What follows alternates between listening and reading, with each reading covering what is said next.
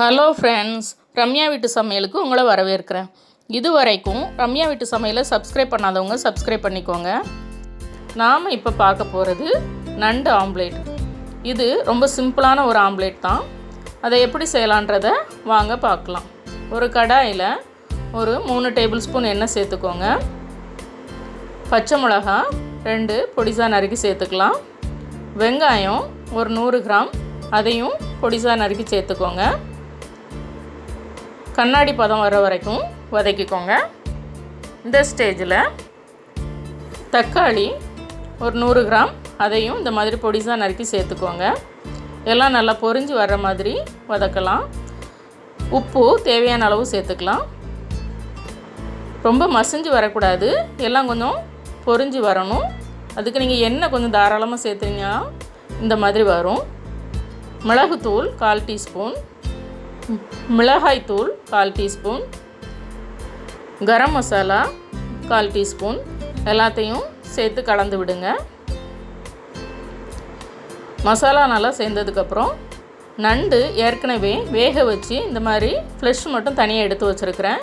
ஒரு 50 கிராம் இருக்கும், அதையும் சேர்த்து கலருங்க. நண்டு சதையிலையும் மசாலா எல்லாம் சேர்ந்து வரட்டும். இப்போ இதை தனியாக எடுத்து ஆற வச்சிடலாம்.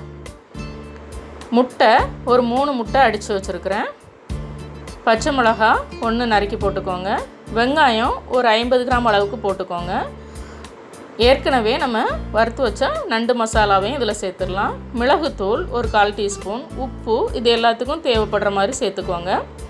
எல்லாத்தையும் சேர்த்து அடித்து வச்சுக்கலாம். இப்போ கடாயில் எண்ணெய் சேர்த்து நல்லா தேய்ச்சி விட்டுக்கோங்க. எண்ணெய் எல்லா பக்கமும் இருக்கிற மாதிரி பார்த்துக்கோங்க. சின்ன சின்னதாக இந்த ஆம்லேட்டுகளை நம்ம ஊற்றலாம். பெருசாக ஊற்றுனீங்கன்னா அது பிஞ்சு வரும், ஏன்னா அதில் நம்ம நண்டு சதெல்லாம் போட்டிருக்கிறதுனால. இப்போ இப்படி குட்டி குட்டியாக நீங்கள் போட்டிங்கன்னா அது சாப்பிட்றதுக்கும் நல்லாயிருக்கும், நல்லா ஸ்பாஞ்சியாக இருக்கும். ஒரு பக்கம் வெந்ததுக்கப்புறம் இன்னொரு பக்கம் புரட்டி போட்டுக்கோங்க. இப்போ ஒன்று ரெடி ஆகிட்டு நம்ம எடுத்துடலாம். சூடான சுவையான நண்டு ஆம்லேட் ரெடி. இதை நீங்கள் உங்கள் வீட்டில் செஞ்சு பார்த்துட்டு உங்கள் கமெண்ட்ஸை சொல்லுங்கள். உங்களுக்கு பிடிச்சிருந்ததுன்னா ரம்யா வீட்டு சமையலுக்கு சப்ஸ்கிரைப் பண்ணுங்கள், லைக் பண்ணுங்கள், ஷேர் பண்ணுங்கள். வீட்டில் சமைச்சு சாப்பிடுங்க, வீணாக்காமல் சாப்பிடுங்க. மீண்டும் ஒரு புது ரெசிபியோடு நாம் சந்திக்கலாம். பாய்.